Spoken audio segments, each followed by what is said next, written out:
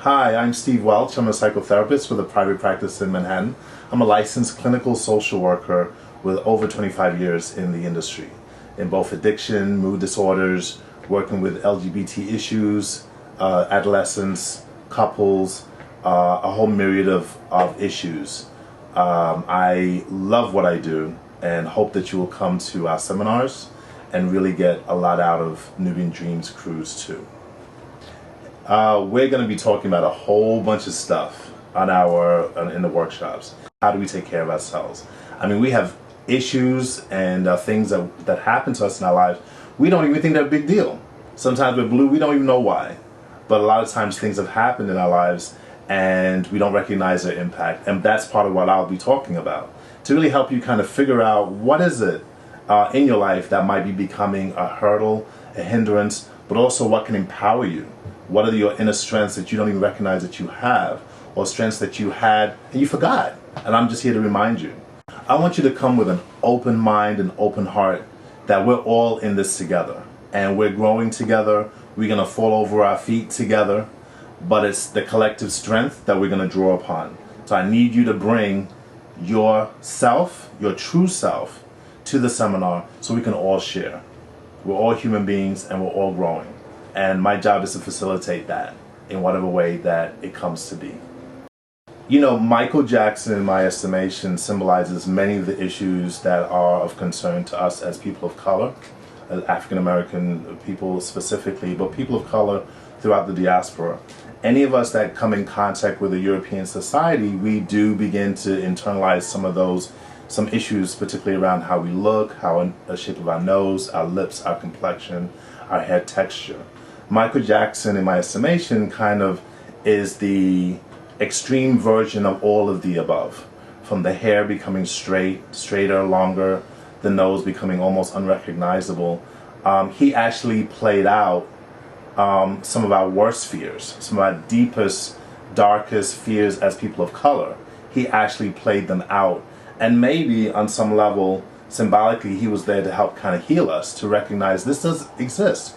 Whether you have money, whether you have fame, whether you have many people around you that have fantastic knowledge, you still have to deal with those core issues that make you a person.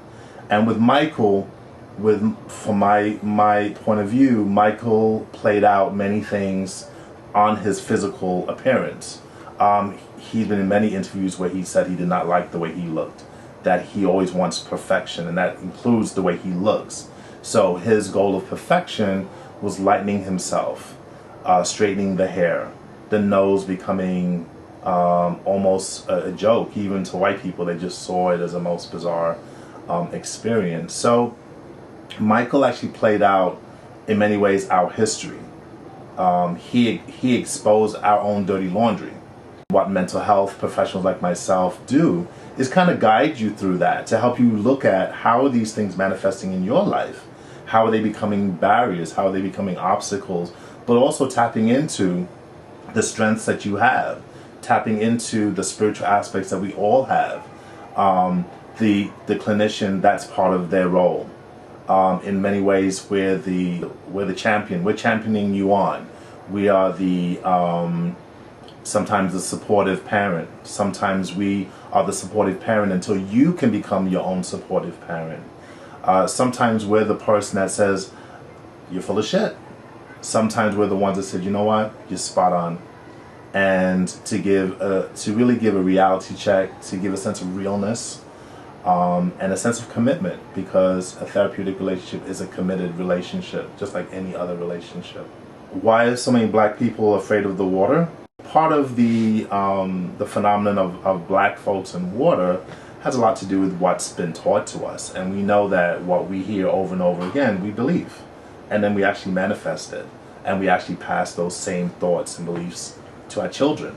And sometimes it may not be a direct thing that you're telling your child, but by you not going into the water, or by you wearing a plastic bag over your hair and not putting your face in the water and swimming underwater, you're sending a message to your child that you don't do this either. So it's those kids that actually break those patterns, and those parents that say, you know what, I want you to take swimming classes, I want you to enjoy the water, I don't want you to have the fear that I have. And that's really a human condition issue. There's many things that we experience as adults that we hold back, and our children pick up that same anxiety. And it's not a black thing, it's a human thing. Go on the next Nubian Dreams cruise too. You'll definitely get over your fear of the water. Hi, I'm Stephen Welch, licensed clinical social worker, psychotherapist with a private practice on 34th Street between 5th and 6th Avenue in Manhattan. I can be reached at 914-589-3168, and my email address is spwelch9@yahoo.com.